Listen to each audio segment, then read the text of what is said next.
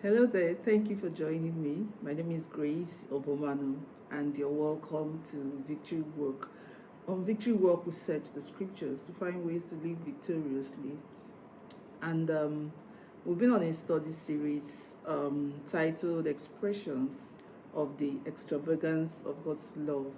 Expressions of the Extravagance of God's Love. This is part 2. So, in the first part, we did an introduction. We generally reviewed some scriptures that tells us about God's love, how God expresses his love towards us. And from our review, the review of scriptures, some scriptures that we did, few of them really, we saw that God loves us. We established that truth that God loves us. And we found out that he expresses his love towards us extravagantly. He pours it, he lavishes it, he doesn't hoard it. He's not conservative with it. Hallelujah. And then we also found out that his love passes the 2-point love test. According to John 15:13, we found out that God's love is sacrificial and it is selfless. And I said as an aside that if you're in a relationship where you're trying to find out if somebody loves you, you want to pass that relationship, your experiences in that relationship through this 2-point test. Is the person dealing with you in a sacrificial way, and are they dealing with you selflessly? Hallelujah. So today we continue with this series by looking at the expressions of God's love, how God expresses his extravagant love towards us, or the attributes of God's extravagant love. And we're going to look at, in the course of this series, we're going to look at least 4 expressions of the extravagance of God's love. And I'm starting with the first one today. And it says that God's love is everlasting. God's love is everlasting. Please turn with me to Jeremiah 31, verse 3. Jeremiah 31, verse 3. I'll be reading from the New Living Translation. So he says that long ago, the Lord said to Israel, I have loved you, my people, with an everlasting love. With unfailing love, I have drawn you to myself. Somebody can read this verse and say, oh, God was speaking to Israel. It does not apply to me. Well, I have good news for you, because if you really love that verse and you're a child of God, then it absolutely and totally applies to you. Because in Ephesians 2:12, we read that we are part of a commonwealth. We are part of the commonwealth of Israel. You are part of the spiritual Israel. So there is a geographical location somewhere in the Middle East called Israel, but there's a spiritual Israel that goes beyond the borders of a geographical location and consists of Jews and Gentiles. Hallelujah. Hallelujah. And as a child of God, you are part of that family. So when you read Jeremiah 31:3, you want to insert your name where God says Israel. And you want to read it and say, the Lord says to me, Grace. He says to me, Grace. You put your name there. He says to me, Grace, I have loved you, my people, my person, with an everlasting love. Everlasting love. This is God speaking. I have loved you. Joe, I've loved you. Eve, I've loved you. Adam, I've loved you. Jonathan, I've loved you. Shola, I've loved you. Esther, whatever your name is, you want to insert your name there. God is saying to you, he has loved you. He loves you with an everlasting love. With unfailing love, I have drawn you to myself. So just in case you don't understand what everlasting love is, he clarifies it. He says, with unfailing love, I have drawn you to myself. Everlasting love, unfailing love. Hallelujah. Hallelujah. Hallelujah. Amen. Amen. So God's love is everlasting. And that simply means that it is never changing. It is never ending. It is unfailing, just as he said, he clarified. And it is constant. It is constant. It is constant. Hallelujah. Hallelujah. That tells you something about the extravagance of God's love. It is everlasting. Everlasting. Always present. Always present. Never changing. Never failing. Constant. It's so extravagant. It's so lavishes it. Said it's always there. My love is always there. I've loved you with an everlasting love. With an unfailing love, I've drawn you to myself. Hallelujah. Hallelujah. Hallelujah. Let's read Lamentations 3:21 to 23. And I want to read it from the New Living Translation. It's one of my favorite Bible versions. So it says, "Yet I still dare to hope when I remember this. The faithful love of the Lord never ends. His mercies never cease. Great is his faithfulness. His mercies begin afresh each morning. The faithful love of the Lord never ends, never ends, never ends, never ends." The writer is expressing an assurance in God's love. It's not just that it is faithful, but it never ends. What an assurance! What an assurance! God's love is faithful. It never ends. It's constant. You can rely on it. You can rely on it. You can depend on it. Man's love for you might change due to circumstances. It can be circumstantial. It can be based on their feelings. It can be based on their emotions. But God never wakes up any day and says, "Today, Grace didn't behave well, I'm not going to love her." No, his love is constant. I can depend on it. I can count on it. I can lean on it. Hallelujah. And so can you. And so can you. Hallelujah. His love is steadfast.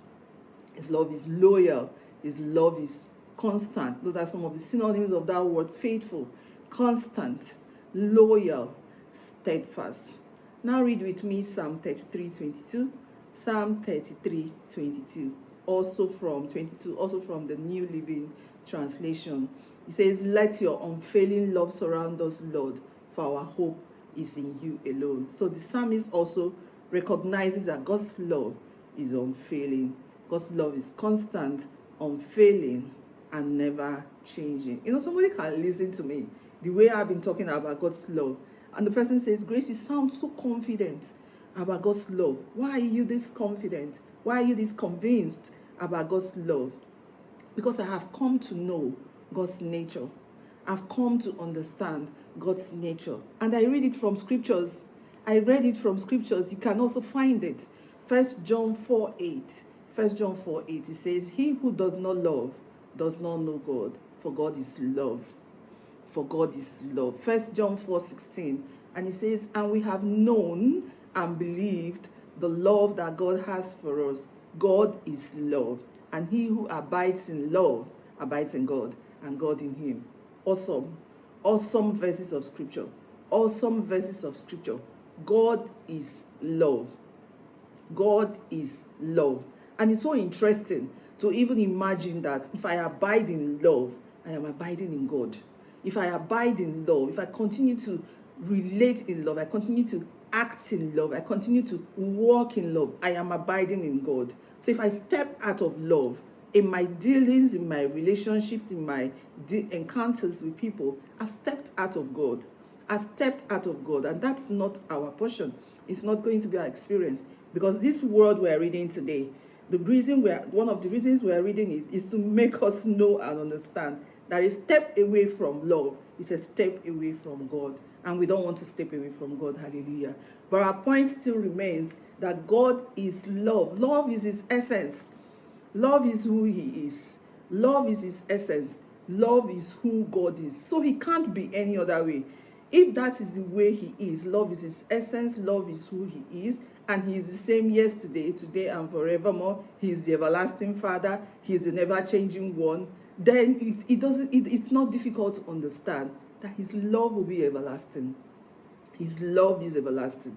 His love is everlasting, because love is his nature, love is his essence, and love is who he is. Hallelujah. Love is who he is. Somebody just listens to me and say, "Grace, okay, God loves me. He loves me extravagantly. He loves me with an everlasting love. It is constant. It's unfailing. How does that benefit me? What does that add? What value does that add to my life?" I like us to read those verses we read again, those two verses, Lamentations and Psalms. Let's read it again. I want to show you something there.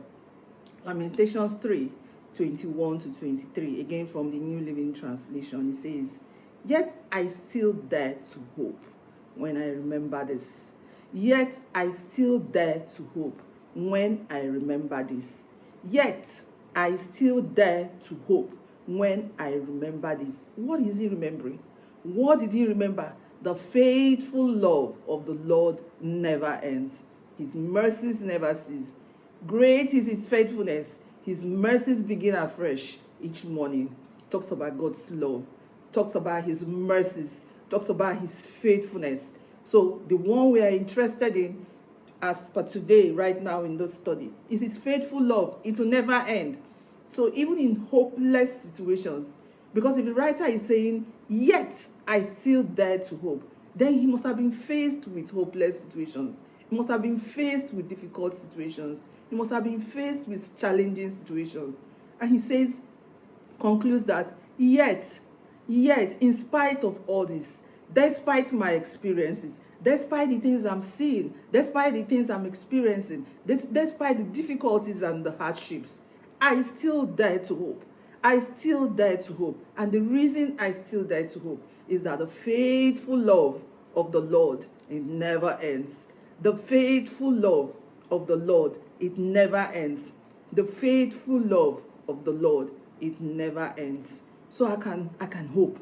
I can hope. And again, before, let me just read Psalm 33:22 before I go to the next thing I want to say. It says that, let your unfailing love surround us, Lord, for our hope is in you alone. So when that love surrounds us, when we are embraced by it, when we are covered by it, our hope will come to pass. Our hope will not be shaken. Our hope will not be shaken. Our confidence will not be taken from us. Hallelujah. We will not lose it. It will not be taken from us. And you know what hope is? Hope is the confident expectation of good based on God's word.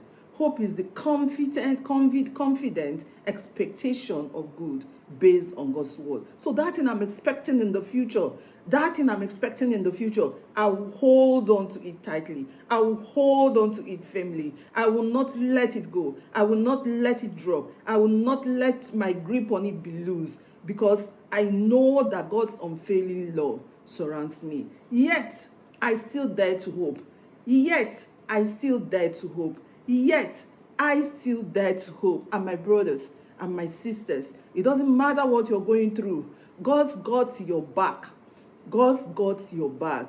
God's got your back. His love is constant. His love is unfailing. You can depend on it. You can count on it. And as we go down this study series, you're going to begin to see some more benefits of God's love. Some more benefits, awesome, amazing benefits of God's love. Why should I depend on it?